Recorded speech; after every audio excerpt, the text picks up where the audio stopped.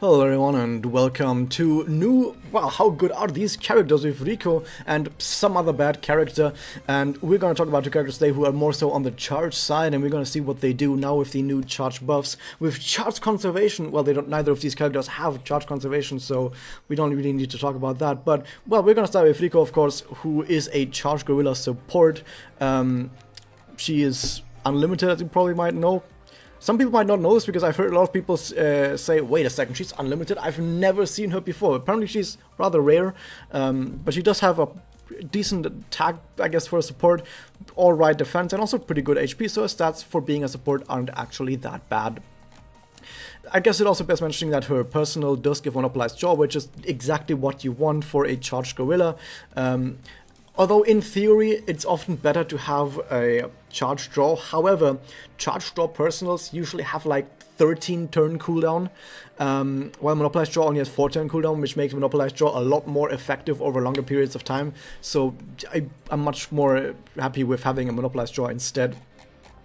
What does her connect do? It gives attack up 40%, charged attack damage up 32.5%, which of course only matters if you're actually spending your charge disc, which also means that if you're using her connect in a charge combo, let's say for example you have a charge combo with Jun, for example. Jun gets 2 charge discs, Riko gets 1 charge disc, and Riko connects to Jun.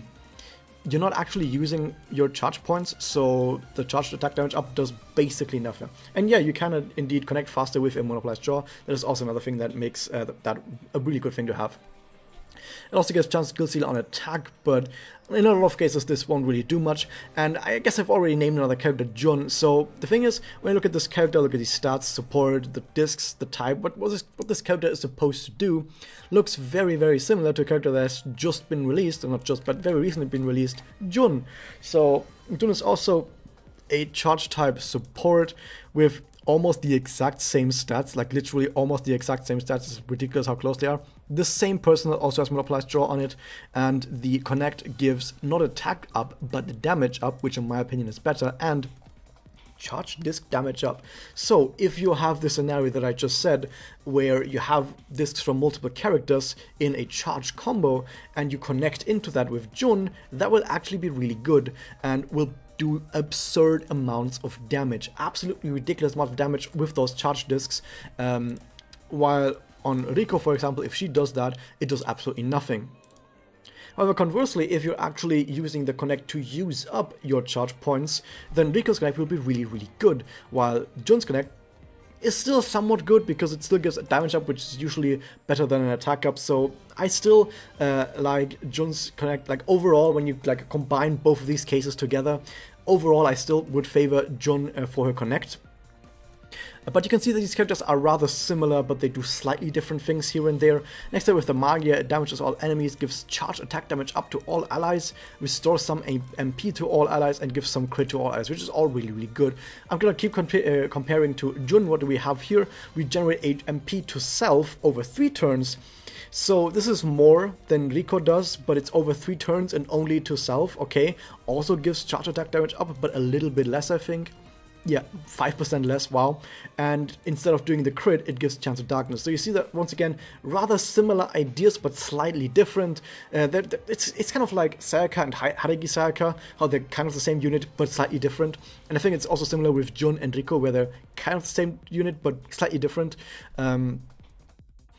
If we continue on with the Spirit Enhancement though, what do we see? We see charge attack damage up, cool. We see charge disc damage up, charge disc damage up, charge disc damage up. We have 3 of those bonuses for a total of 50%? That's ridiculous. No way does Jun have that much. Well, Jun has 45% instead. It's not quite as much as 50%, but still 45%. Even though they're both supports, for some reason they get ridiculous charge disc damage bonuses, so I guess they do a lot of damage. They both, of course, gain the charge combo charge count up +3, which is pretty good. They both gain chance of skill quicken exactly 10%. They have so much of the same stuff. They both, I think, also have 1 MP gain node in there as well. I think 1 Excel node, maybe, no, there's no Excel node in here. However, one thing that is rather different between these two, and also once again something that makes me slightly favor Jun, is that when you play a charge team, usually you're playing rather fast, a rather fast battle, but when you're playing a rather fast battle, starting the battle with 40 MP is pretty darn good. So you actually, even if you're playing a rather short match, you might realistically get to Magia even before the battle ends in like 4 turns or whatever, which in my opinion still makes Jun overall the more favorable character in this. However, if we actually look at the active between those two, defense down on one enemy with a 4-turn cooldown, okay, and Riko gives all enemies anti-debuff, which is like I don't think this is cleansing debuffs, rather that for that turn that you use it on, you can't get hit by, well, 1 debuff at least, and on every single of your units. And charged attack damage up to all allies as well. So that's quite alright. It's only 15%, and the thing is, it sounds awesome that it's on everyone, but of course you're only gonna actually use your charges with only one character. I mean, even if you use System Moko, you're still only gonna use it on one character, so it might as well say 15% to that one character, and 15% isn't that much, but it's something, right? It's something, especially if you then on top of that connect to them. Like, let's say for example the System Momoko is indeed going for that big boost, big boom bonus damage combo, then you can connect onto her and use this, and she's going to do a lot more damage, which is quite fine, but it's not that much that it might sound at first. So overall, she's a pretty decent, pretty good charge support actually.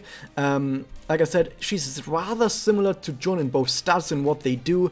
Jun overall with Connect is better off just repeatedly playing more charge discs while at some point getting that Magia out, while Riko plays more about enabling other people to actually use up those charge discs and has, in my opinion, the slightly better Magia, but doesn't get to it as fast. Once again, overall, with the current play style that you would play using a charge team, personally, I would favor Jun, but if you've seen everything that I've talked about and you think to yourself, yeah, but I'd rather play Riko, that's fine as well. Like I said, they're very, very similar, and it kind of just depends on what you want. Maybe you're a lolicon and you really like Riko for that reason. Maybe, you know, I'm not going to judge. But actually, I'm going to judge. However, let's go to another character that we're going to judge very, very harshly. It's Natsuki. The reason why I'm going to judge this character very, very harshly, and not just me, but most I don't know why I keep saying characters. Most people out there already judged her really harshly as well, is because she's drawn by the Senran Kagura artist.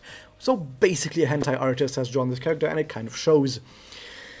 Anyway, what does this character actually have in terms of like fighting power? Well, it's another support who has 2 charge discs, 2 blast discs. Well, with this disc set, we can tell that we're definitely not gonna worry about playing this in a Magia team, right? The personal Moria, hey, once again, is Monopolized Jaw. Monopolized Jaw would be really good if she has good stats. She doesn't.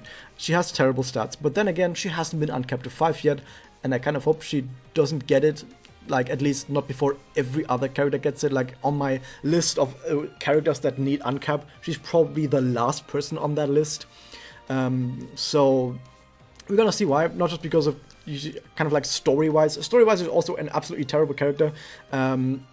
But we're going to see more about the connect when we go down here. It gives attack up 37.5% and defense up 97.5%, which is, I mean, it's something. It's not terribly god-awful, but it's nothing. Like, there's no situation where I tell myself, man, I really would like to have this specific connect and not any other connect, right? Like, maybe you look at a situation, think to yourself, oh, maybe this character's connect is really good, maybe this character's really good. I don't think that's a situation where you really say to yourself, I really need Natsuki in this situation. This is subpar for offensive, and this is subpar for defensives. It's just not amazing. It just doesn't do that. However, her Magia is actually not that bad, because it gives attack up to everyone for 3 turns. It's actually quite alright. It gives defense up to everyone for 3 turns. It also gives a damage cut to everyone. That's a real defensive Magia that has some sort of offensive stuff in here as well. That's actually quite an alright Magia. But she has 1 Excel disc and 2 blast discs. I thought when we looked at those discs, we're going to tell ourselves we're not going to get to Magia that quickly, right? We aren't. We're really not going to get to Magia that quickly. So, and her Magia is like the best thing about her. That kind of sucks. maybe her Spirit Enhancement is really good. What does it do? Some very basic stuff. For some reason, some random flame attribute damage cut. There's nothing about her lore that explains why she has that. Because the thing is, this just looks really weird that she has this. And if it looks weird, you might think to yourself, well, if it's weird, maybe there's a lore reason. There isn't, so it's just weird. She has at least the skill quicken that you would expect from a support.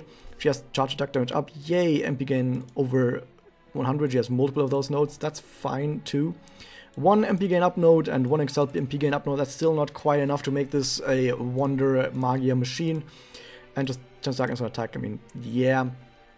She has very, very low attacks, so her attacks are not going to do much anyway, and I guess the darkness kind of helps.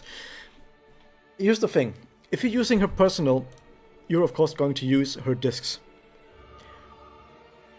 But her stats are really bad, so she's not going to do much damage.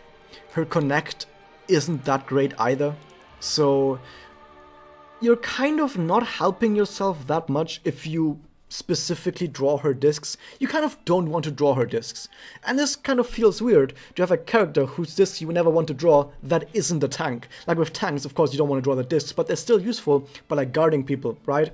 But this is a character whose discs you don't want to draw because their connect isn't that great and they don't do much damage.